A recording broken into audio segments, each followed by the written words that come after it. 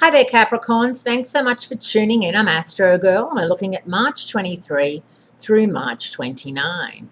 Venus, the goddess of love and relationships and harmony, continues to surge through Taurus, which of course is your fellow earth sign and a really good match for you in every which way, Capricorns. If you're single and looking to mingle, Taurus and Scorpio are really the best matches for you in the cosmic field right now.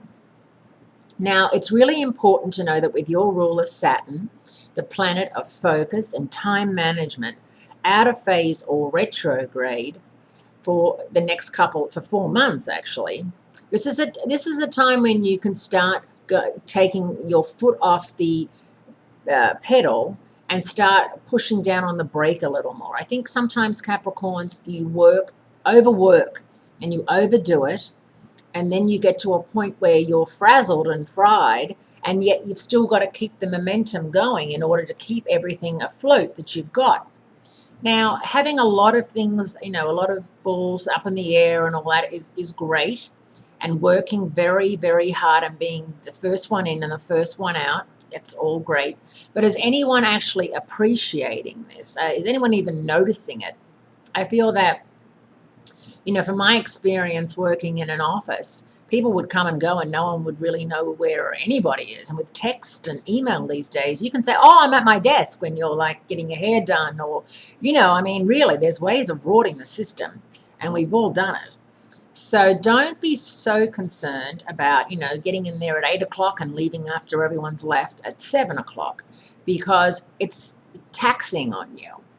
And right now, I feel that a lot of you are having foot issues. So if you do feel like your feet are hurting you, a lot of people have, walking around on flat thongs or flip-flops or shoes.